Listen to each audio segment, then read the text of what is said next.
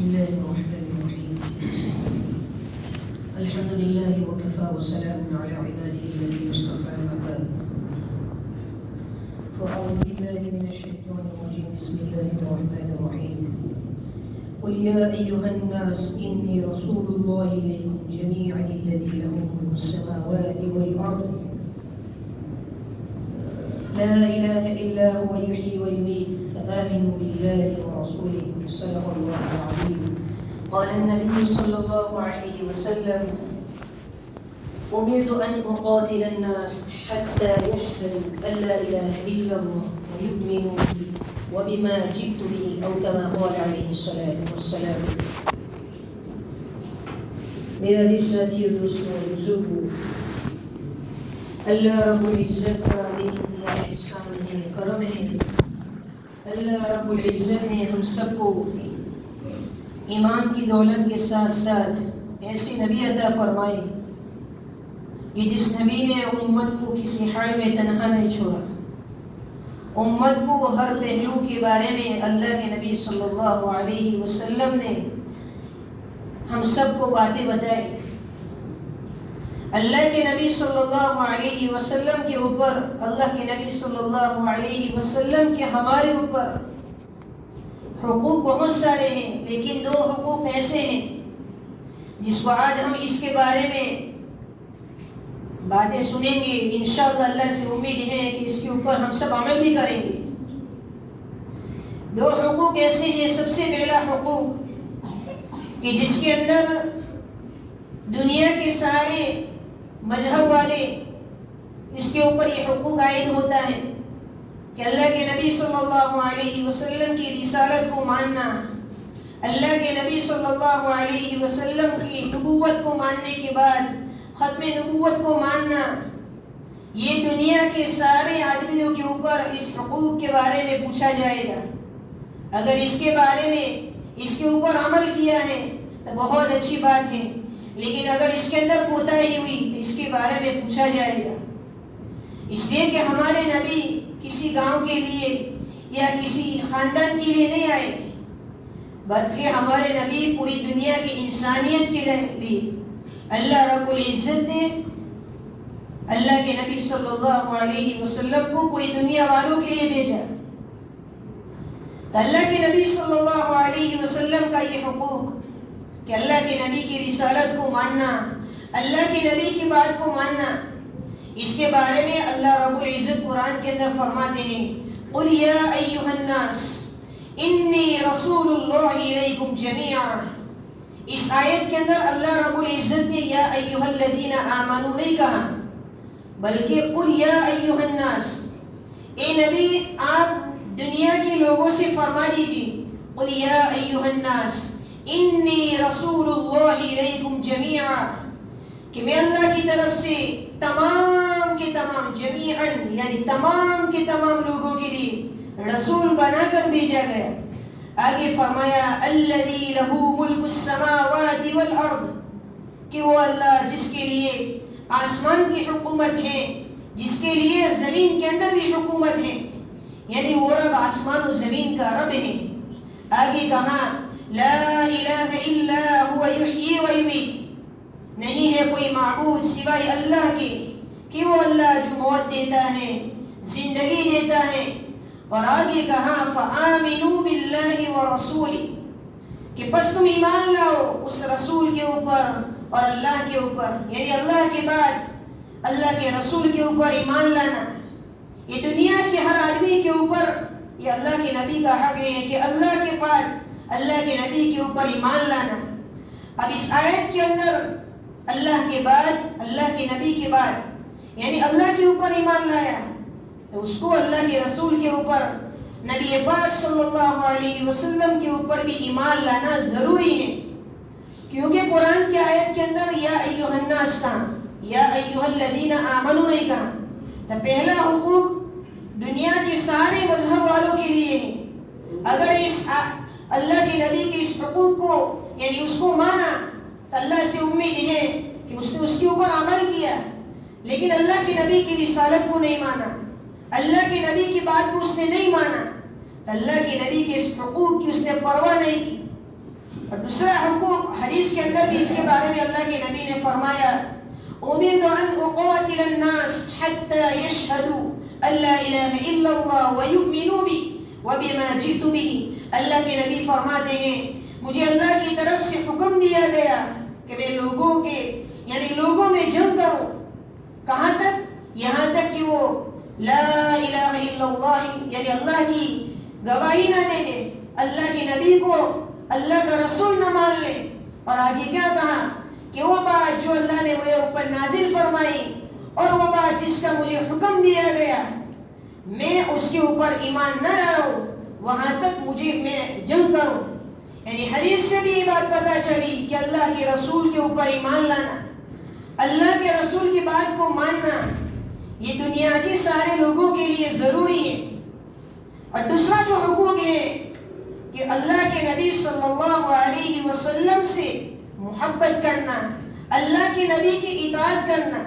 یہ دوسرا جو حق ہے وہ پہلے حق کے بعد کہ اگر آپ ایمان لائے، اللہ کے نبی کی رسالت کو مانا، اللہ کے نبی کی نبوت کا یعنی آپ نے تسلیم کیا، ختم نبوت کو مانا، اللہ کے نبی کی بات کو مانا.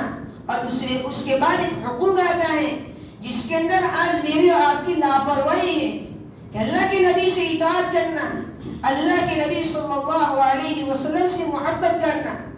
اس کو بھی اللہ رب العزت نے قرآن کے اندر کہا، جس کو سورہ توبہ کے اندر اللہ رب العزت فرماتے ہیں قل ان كان آباؤكم وأبناؤكم وإخوانكم وأزواجكم وعشيرتكم وأموال اقترفتموها وتجارة.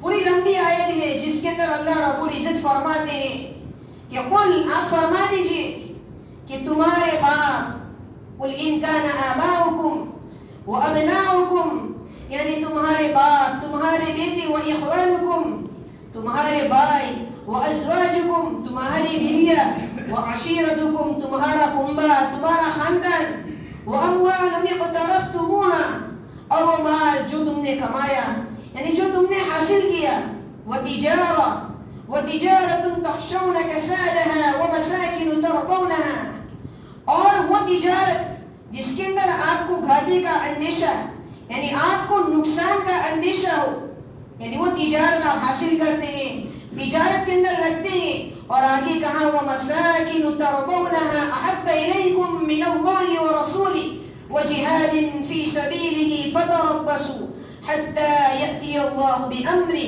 وَاللَّهُ لَا يَهْدِي الْقَوْمَ الْفَاسِقِينَ.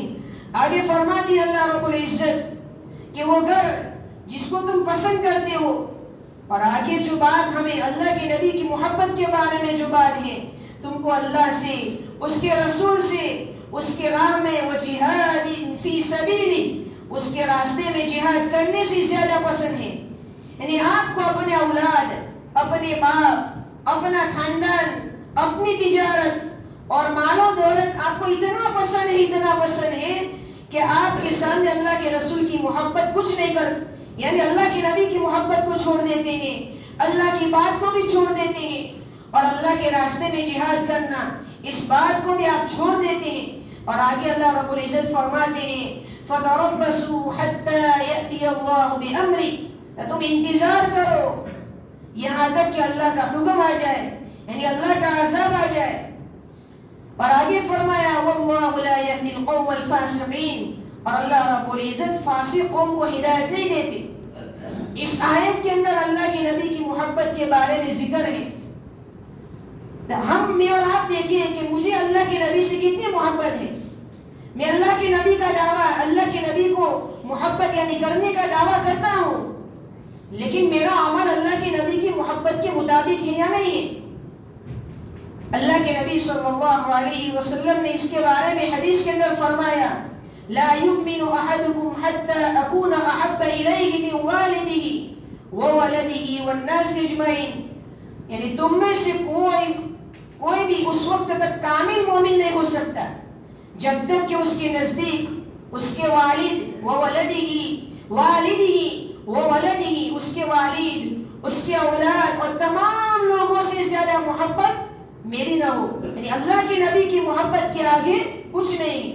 اور آج بھی اور آپ دیکھیں کہ میرا لباس نبی کی سنت کے مطابق ہے نہیں ہے. چاہے دل سے تو مانتا ہے لیکن آپ کا عمل یہ کہہ رہا ہے کہ اللہ کے نبی کی بات کا انکار کر رہا ہوں. ایک سنت آج ہماری زندگی سے نکل رہی ہے جس کو ہم سنت چھوڑنا بھی نہیں سمجھتے بلکہ جان بوجھ کر اس کو چھوڑتے. داڑھی منڈوانا. ایک آدمی ایمان والا قتل کرنا گناہ سمجھتا ہے, حرام سمجھتا ہے.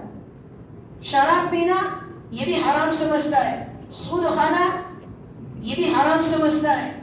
بہت سارے ایسے گناہ ہیں جس کو حرام سمجھتا ہے لیکن داڑھی منڈوانا اس کو گناہ ہی نہیں سمجھتا ہے بلکہ یہ تو قاتل سنت ہے, سنت کا قتل کرنے والا ہے. اور آج ہم دیکھیں بہت سارے ایسے ہیں ماشاءاللہ نماز تو پڑھنے والے 5 وقت تک لیکن داڑھی کا بال نکلنے ہی نہیں دیتے. یعنی داڑھی کے اوپر ہمارے جو بال نکلتے اس کا بال نکلنے ہی نہیں دیتے. صبح کے اندر بلیڈ چلا کر داڑھی کو نکال دیتے اور زبان سے اللہ کا ذکر کرتے ہیں, درود شریف پڑھتے. تو مجھے اور آپ کو جو بات مجھ تک آئی, اب میرا فرض بنتا ہے کہ امت تک اس بات کو پہنچانا. اب اللہ نے علم دیا, اب علم کی بات کو امت تک پہنچانا اب ہمارا فریضہ بنتا ہے. یہ بات چاہے آپ کو برا لگے گی لیکن یہ بات کہنے کی ضروری ہے. آج امت کا بہت سارا طبقہ اس سنت کو چھوڑ رہا ہے لیکن فخر کرتا ہے, جان بوجھ کر چھوڑتا ہے کہ میں داڑھی نہیں رکھوں گا, اچھا نہیں لگوں گا. داڑھی نہیں رکھوں گا کوئی لڑکی بھی نہیں دے گا. یہ سمجھتے ہیں آج کا ماحول ہی بن چکا ہے. تو آپ داڑھی رکھیں گے یا نہیں رکھیں گے آپ کی تقدیر کے اندر جو ہونا ہے وہ ہو کر رہے گا. تو مجھے جو کہنا ہے محبت کے بارے میں, اطاعت کے بارے میں, کہ میں اور آپ اطاعت کا دعویٰ کرتے ہیں اور آج ایک بات چل رہی ہے اللہ کے نبی کی محبت کے بارے میں, جو پوسٹر کے بارے میں ایک بات جو چل رہی ہے. اچھی بات ہے محبت دل سے ہے لیکن میں اور آپ دیکھیں میرا عمل سنت کے مطابق ہی یا نہیں.